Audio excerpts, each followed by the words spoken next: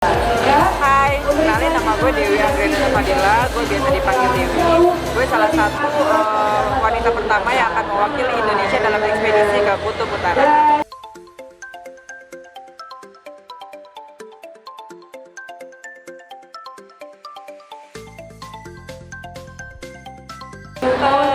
Awal mulanya melakukan pendakian itu sebenarnya sih dari zaman kuliah, terus sempat baru 1 atau 2 gunung sempat ke pending karena nggak dapet izin dari orang tua. Nah setelah kerja terus akhirnya jauh dari orang tua karena ngekos, baru deh mungkin akhir dari 2017 baru start lagi pendakian.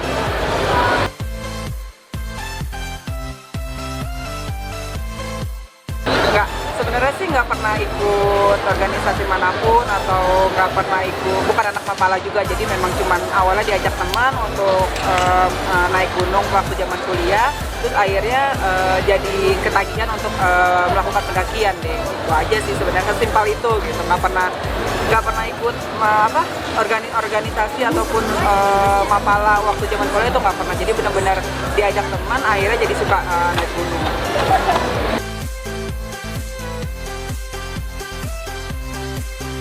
Kalau untuk pertama kali waktu zaman kuliah itu naik Gunung Papandayan, terus yang keduanya naik Gunung Gede. Kalau pengalaman pembelajaran selama pendakian itu kita diajarin, dalam pendakian itu kita jadi belajar bagaimana untuk mencapai sesuatu itu butuh kerja keras, butuh kesabaran gitu. Jadi kayak sama aja kita mau sampai puncak nih, itu kan kita dibutuhkan kesabaran untuk sampai puncak, dibutuhkan kerja keras, dibutuhkan berbagai macam untuk kita sampai ke puncak itu. Jadi banyak banget pembelajaran setiap kita tuh naik gunung. Sama aja kayak kita mau achieve sesuatu dalam kehidupan kita sehari-hari, kita butuh kerja keras untuk mencapainya.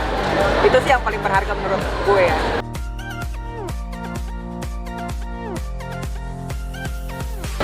Sebenarnya kalau sampai saat ini pun gue belum dapat izin dari orang tua sampai detik ini ya. Orang tua gue dua-duanya, nyokap bokap tuh nggak pernah setuju sama gue naik gunung gitu, karena menurut dia mungkin karena dia belum tahu pendakian sekarang tuh kayak gimana, jadi mereka tuh worry gitu, anak perempuannya naik gunung kan horor gitu ya yang ada di pikiran mereka. Tapi sampai saat ini pun gue berusaha untuk menjelaskan ke mereka kalau naik gunung tuh ada guide-nya, ada pemandunya, terus ada tim juga, nggak sendirian. Terus pelan-pelan kasih tahu mereka kalau gue tuh aman melakukan pendakian. Untuk yang support sih dari keluarga sih nggak ada support sama sekali kalau gue tuh suka naik gunung, jadi ya udahlah ya, yang penting sih selalu kasih pemahaman pelan-pelan ke orang tua itu aja.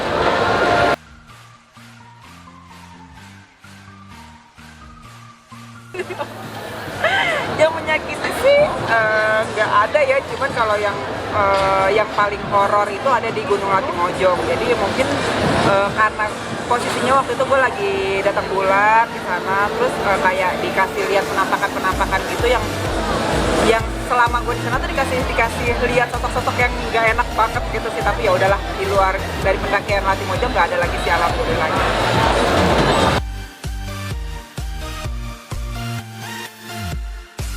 Gue kan lagi kayak pengen nyelesain Seven Summit, yang belum sih 3 Rinjani, Bukit Raya sama Kates gitu. Kalau Rinjani dan Bukit Raya insya Allah tahun ini, karena ekspedisi ke Kutub kan di pending sampai tahun depan karena virus corona. Jadi kemungkinan tahun ini gue mau nyelesain 2 dari 7 Seven Summit, yaitu Rinjani di bulan April dan Bukit Raya di bulan Agustus.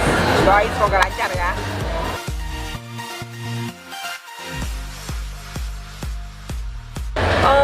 Kalau persiapan sebelum pendakian sih biasanya gue lebih sering lari aja sih, lebih olahraga aja sih, yang penting rajin-rajin lari aja sebelum pendakian. Sama kalau untuk ke gunung yang belum pernah gue daki sebelumnya, gue lebih banyak lihat trek-treknya di YouTube gitu. Jadi kita kan harus mempersiapkan treknya akan seperti apa, nyari informasi sebanyak-banyaknya sebelum pendakian. Sama yang penting itu olahraga, itu aja sih, jaga stamina.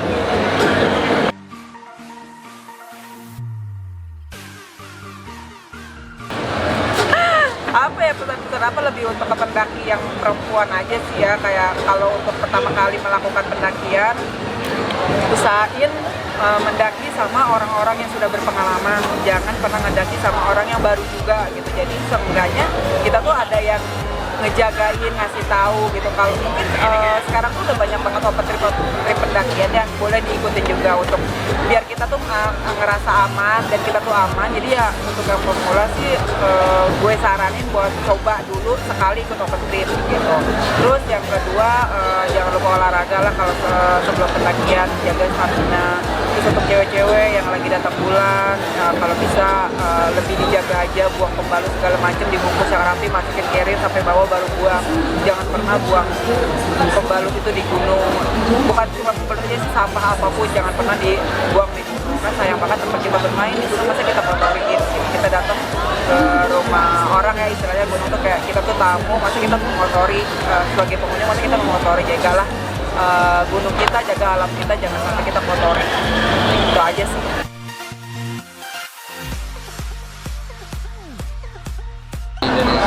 Harapannya jangan buang sampah sembarangan, tolong lebih aware lagi, lebih memperhatikan kebersihan lingkungan. Kita datang bersih, kita juga harus bersihin juga. Kecil apapun sampai puntung rokok pun kalau bisa jangan pernah buang sampah sembarangan, apalagi di gunung. Itu aja sih.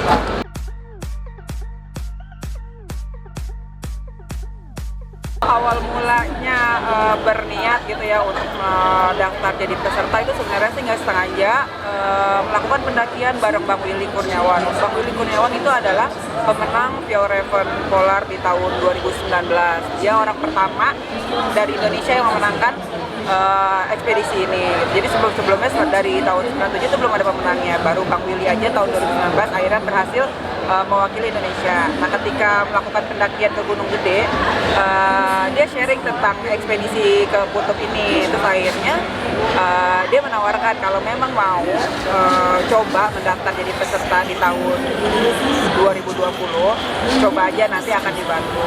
Dia bukan cuma nawarin gue aja sih, jadi dia nawarin beberapa orang, tapi yang serius ikut daftar cuma gue gitu. Jadi bener-bener Bang Willy itu kasih kayak kisi-kisinya gimana sih caranya buat tenang, dan akhirnya gue coba daftar dan gue ngikutin segala kisi-kisinya yang dikasih segala macam, dan ya alhamdulillah akhirnya kepilih menang pot terbanyak mewakili Asia Oceania dari Indonesia.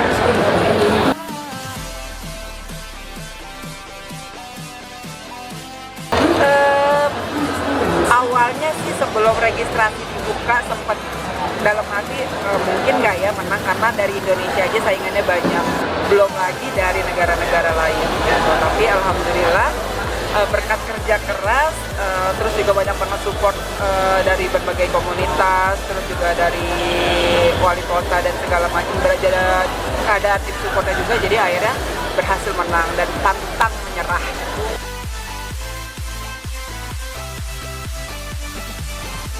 Perjuangannya, aduh banyak banget ya kalau perjuangannya. Jadi sempat juga salah ngambil foto untuk di posting, itu juga sempat jadi kayak bumerang ke diri sendiri. Jadi kan tagline-nya waktu itu hijabers pertama Kakuto gitu. Akhirnya dengan foto yang akhirnya kurang baik, jadinya bumerang ke diri sendiri, masa hijaber berpakaiannya gini-gini. Akhirnya bukannya vote yang kita dapat, akhirnya hujatan gitu. Terus juga nggak semuanya dukung, juga banyak juga yang julid, yang nyinyir gitu, yang coba menjatuhkan secara membabi buta, itu juga banyak gitu. Dari yang itu juga ada yang udah para senior juga yang memang meremehkan gitu. Sebenarnya kan ekspedisi ini bukan buat yang expert, siapapun bisa mengikuti ekspedisi ini gitu. Jadi mereka yang memang tidak terlalu tahu tentang latar belakang ekspedisi ini jadi kayak meremehkan, lu siapa sih kok berani-beraninya ikut ekspedisi ini, padahal dari Fjordrevennya sendiri pun nggak ada larangan untuk yang mengikuti ekspedisi ini harus yang udah expert, nggak juga. Jadi siapapun bebas untuk mendaftar.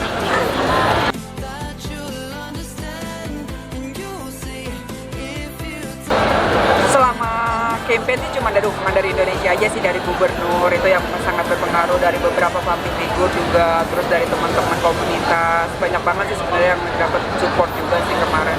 Terus dari wali kota Depok.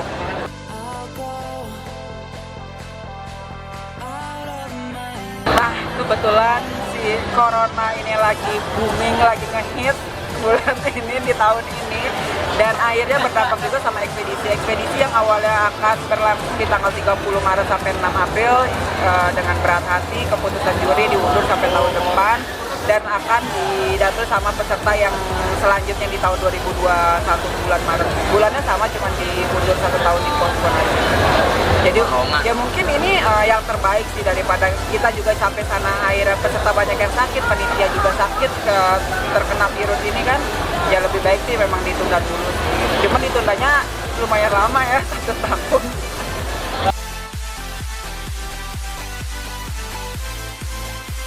Ya siap mati-matian aja untuk nyari voting, atau lu bikin video sekeren mungkin yang menarik perhatian juri, itu aja sih. Kalau mau dapetin voting terbanyak ya itu lu harus kerja keras banget sih, karena nggak gampang lah buat dapetin votingnya itu.